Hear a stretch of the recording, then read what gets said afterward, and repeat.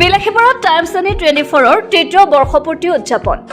উক্ত অনুষ্ঠানত বিশেষ অতিথি হিচাপে উপস্থিত থাকে অসম ডিজিটেল মিডিয়া ইউনিয়নৰ সভাপতি ডক্টৰ সৰ্বানন্দ শৰ্মা।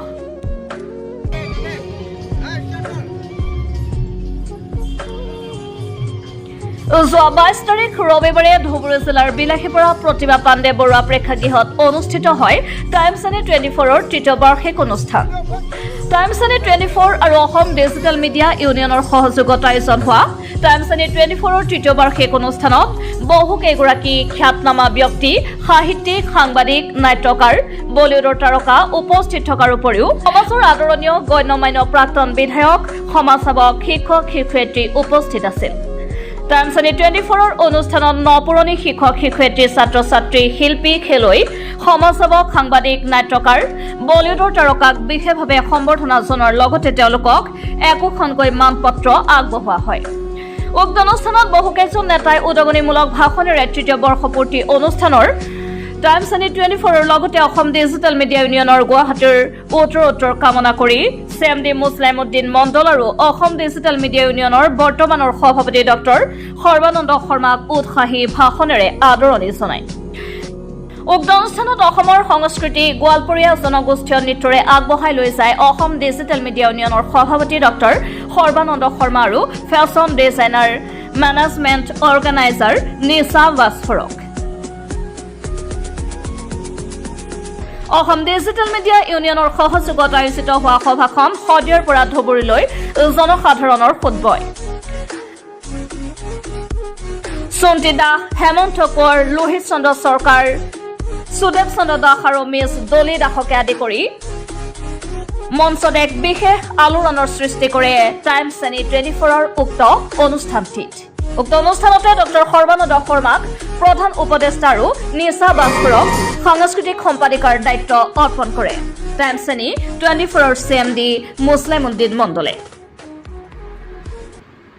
উক্ত অনুষ্ঠানত দুয়োগৰাকী ব্যক্তিয়ে দায়িত্ব পালন কৰিবলৈ চেষ্টা অব্যাহত ৰাখিম বুলি প্ৰতিশ্ৰুতি প্ৰদান কৰে।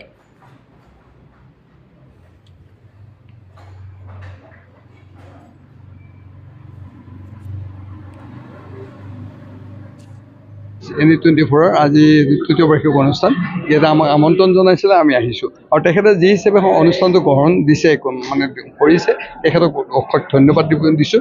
তেখেতে বিভিন্ন ঠাইত পৰি থকা গাঁৱৰ পৰা শিল্পী, নৃত্যশিল্পী, নাট্যকাৰ, সাংবাদিক, ডক্তৰ, শিক্ষক সকলোকে মাতি আনি তেখেতে যিখিনি সন্মান জনাইছে, তেখেত বহুত আদৰণীয় হিচাপে গণ্য কৰিছোঁ। ময়ো গণ্য কৰিছোঁ আৰু ৰাইজেও গণ্য কৰিছে। গতিকে তেখেত যথেষ্ট আছে। ধুবুৰীবাসী ৰাইজৰ তথা বিলাসীপাৰা ৰাইজৰ সঁহাৰি যথেষ্ট পাইছোঁ, তাৰ বাবে ধন্যবাদ।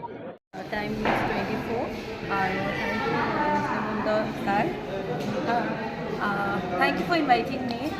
Like very grateful. আৰু চবৰে মানে বহুত ধুনীয়াকৈ আজি ইমান ধুনীয়াকৈ এটা অনুষ্ঠান দিলে দাদাই আমাক আৰু ইমান ধুনীয়া বঁটা প্ৰদান কৰিলে। খুবেই ভাল লাগিছে, যাতে বহুত টেলেণ্ট মই দেখিলোঁ আজি, বহুত গান গাইছে, নাচিছে আৰু বহুত ছ'চিয়েল ৱৰ্কাৰো দেখিলোঁ মই, যিহেতু আমি গুৱাহাটীত মই বহুত কম দেখিছোঁ এনেকুৱা, আৰু আমি গুৱাহাটীৰ পৰা ইয়াতে আহিছোঁ আৰু ইয়াতে ইমান ধুনীয়া এটা পৰিৱেশ চাই খুবেই ভাল লাগিছে। আৰু গোটেই যিমান ইয়াতে কাৰ্যকৰ্তা আছে ধুনীয়াকৈ বস্তুবোৰ মেনেজ কৰি, আৰু থেংক ইউ ছ' মাছ ইমান মৰম দিবৰ কাৰণে। থেংক ইউ, যাতে আগতেও আমি আহি থাকোঁ। Thank U.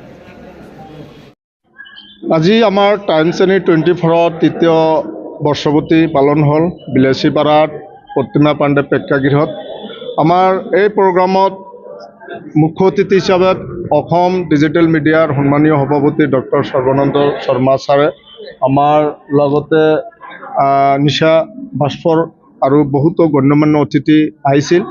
আমাৰ আজিৰ এই উদ্দেশ্যটো আছিল যে আমি সেই ভিতৰুৱা অঞ্চলত পৰি থকা যিখিনি বেকগ্ৰাউণ্ডত প্ৰতিভা থকা ব্যক্তি, যেনে কৃষক, শিল্পী, নৃত্যশিল্পী, শিক্ষক, ছাত্ৰ, চিকিৎসক, সমাজসেৱক, ব্যৱসায়ী, খেলুৱৈয়ে বিভিন্ন প্ৰতিভা থকা ব্যক্তিখিনিক আমি আজি টাইমছ এনি 24ৰ গোষ্ঠীয়ে আমি বিশেষ বঁটা আগবঢ়ালোঁ।